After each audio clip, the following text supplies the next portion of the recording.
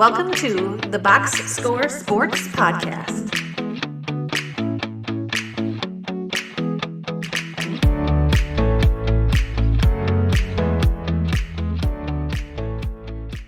Two more teams, man. Let's do the Pacers, the NBA exit interview for the Indiana Pacers. They finished 50-32. And like we talked about earlier in the podcast, they went 7 games against the OKC Thunder and they lost in the finals. What's your grade for the Pacers? I mean, even with the injury, it has to be an A Oh, plus. I mean, yes, in theory, you could knock the grade down because next year might suck.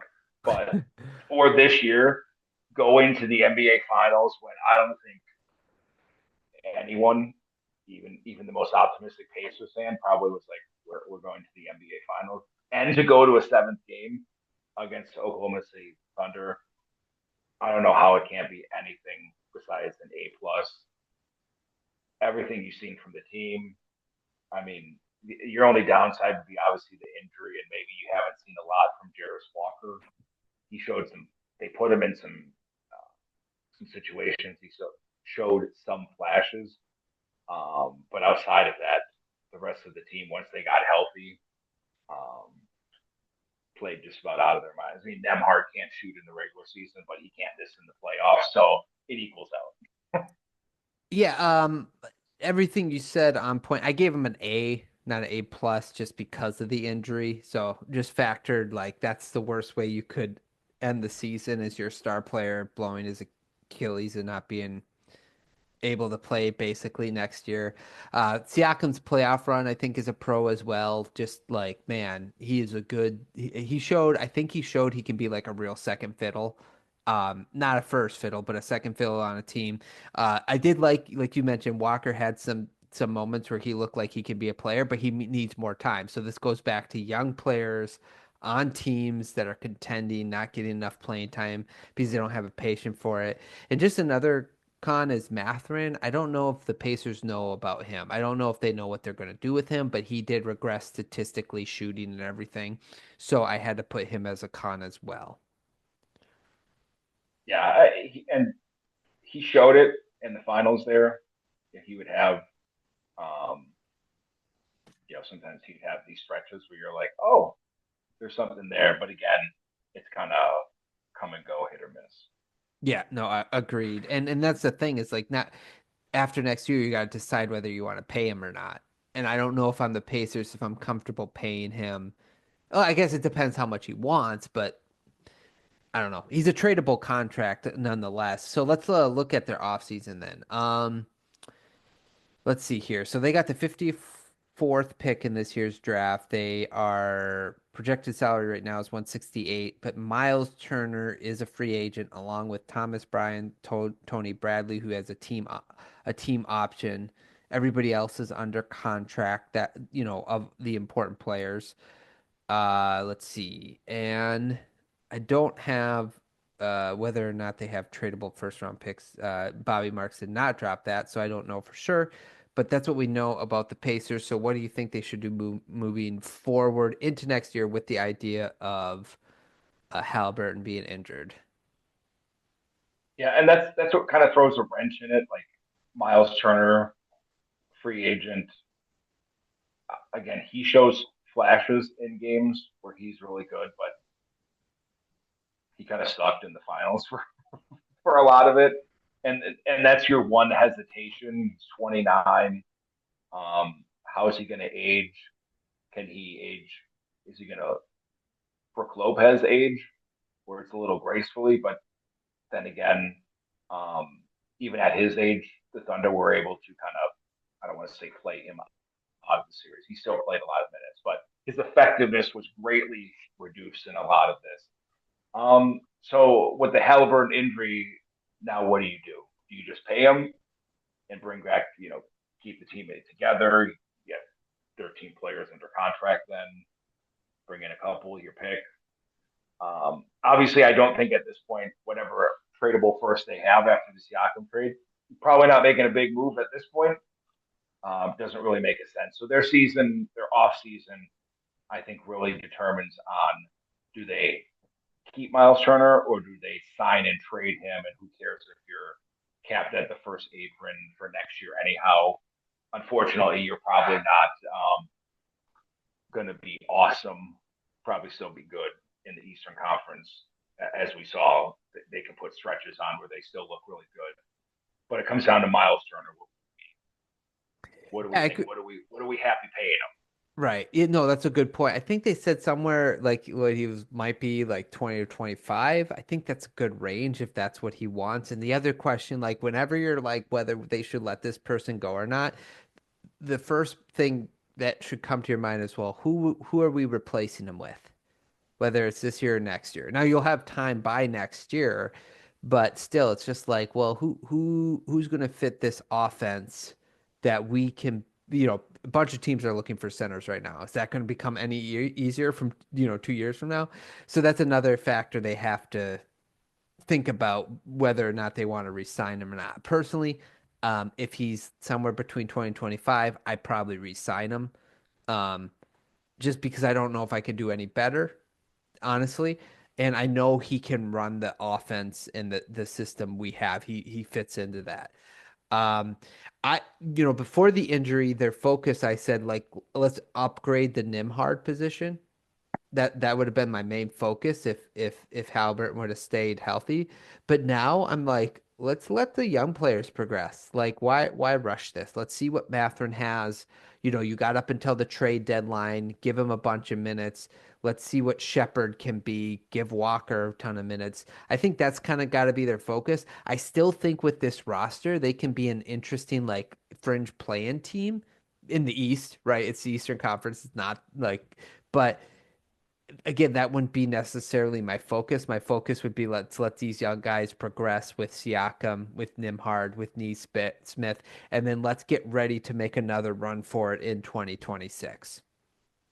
I think Yeah, that's I would agree. If you can get Turner, well, if you can get a sign and trade done and get something back, an asset back, I would do that. If he's willing to take a little less, then I would sign him and I would ship him out at the trade deadline. Because I think when you think of Turner, like when you look at their roster, so next year, great, you can be competitive. Turner will be 30. Halliburton's probably not playing. You probably, frankly, don't want him to rush back and make something worse. So you're looking at 2 years, from now. If you were a finals team, Siakam's going to be 33. Turner would be 31, almost 32. Like, what is the level of regression from Miles Turner? Where, sure, I like how you said, who are you going to replace him with? True, but you basically have a 2 year window to replace him. 2 years where if you're not making big trades, you're not sending out picks, you're opening picks in the future to trade. Um, so I would kind of just if he wants to come back for cheap, but I would take it, and then I would be looking to move him to the Lakers, a team that's desperate for a center, or just do executing a sign and trade now to just free that up, bring in a replacement level center. I mean, heck, you could do that and bring in Brook Lopez for the one for the 1 year and be like, whatever, he's a little worse, but cool, we can kind of do the same things. But I just think for them, you almost have to look at it as 2 years from now, what is the level of regression from someone like Miles Turner in the current NBA? yeah. I guess I'm not sure. I usually think of regression like I guess you're right, like low to mid 30s, but like 33, 34, 35. But centers kind of age a little quicker, right? So you got that going against it. Yeah, I guess maybe what about if let's say low end 4 years, 80 million. So that's 20 a year. That's a fair contract for him, right? Yeah. Oh, yeah. Again, if it's in that 20 to 25 range, I sign it because I think that's a value contract that you can move. Right. If he wants $30 million a year, then it's like, Yeah. and if you're Miles Turner, now do you go I mean, I'm sure he loves Indiana. Like all these guys seem to love it there. So not to impede us, but now when you go, next year's almost a lost year. Do I just go for the money and a sign and trade and lock that down?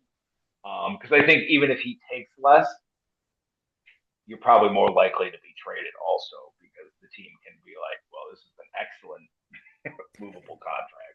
Yeah, they've been so reluctant over the years to trade him though. So I don't know if like they also really like him. I don't know. But yeah, you're right. I think like I'd be willing to wait it out just to see because if it's a $20 million deal, like could we wait it out for 2 years just to see how he regresses? Because that'll be a tradable contract either way. Some team will be able to talk to, oh, we could pay him 20 million. So I don't think you need to be in a rush to trade him. But yeah, I guess we'll see what happens. Okay, long shot for them. Do you have a long shot? Um, their long shot would be signing Trey Turner, whether it's to the Lakers if you're only going to take like one pick in the pick swap to try to, because it sounds like the Jazz want both first for Walker Kessler. So do you kind of undercut the Jazz to get that again future Lakers pick that could be valuable and whatever? Whether you get Gabe Vincent back to have another guard, for next year to fill in, so McConnell doesn't have to do everything. I think it's going to center around either Obi Toppin, but now they're probably more likely not to do that, or Miles Turner going to Lakers. Probably not the Suns. Suns really don't have anything. Heck, even the Spurs. Sure. A team like that. What about if you're the Pacers, would you take a chance on like a sign and trade with Turner to like the Blazers for Ayton for 1 year because he's only got 1 year on his deal? And then if you don't want Ayton, you just let him go anyway. If you don't want to keep Turner, I'm saying beyond this year. Yeah, if you can get an asset back, I just don't think the Blazers are like. Are you sure? Give you something. Yeah, true. Are you sure? Yeah, okay. I don't know if they'll give you something back real. Where I think the Lakers may give you that unprotected 31 pick or a 31 pick and a 32 pick swap. Sure. And that, those 6-7 years out is extremely valuable if you're thinking, what is the next iteration in a year and a half from now when those picks might look really good? Yeah, no, I agree. It's so hard with the Pacers because of the situation they're in. But guess who I had them trading for? I did. Herb Jones. OG Anunoby. No. Herb Jones. I had Mathurin for Jones. Let him go to the Pelicans, get some growing playing time over there, and then Jones over in Indiana, add some defense, 3-and-D, and hopefully he could be reinvigorated. Okay. How did you feel about that, Herb Jones Pacer? If you're the Pacers and you can get it done, why not? But again, I think the Pacers may wait that one out at this point. I think prior to Halliburton going down, you'd be like, all right, let's bring him in here. And now it's like, he's not really putting us over the top next year with Halliburton out. Yeah, it's a patient game with them right now. Okay, ready to move on to our last team. Thanks so much for watching this clip of the Box Score Sports Podcast. I hope you guys enjoyed. If you haven't yet, please subscribe to our channel. Follow us on Instagram and Twitter or X. And we'll talk to you guys real soon. See ya.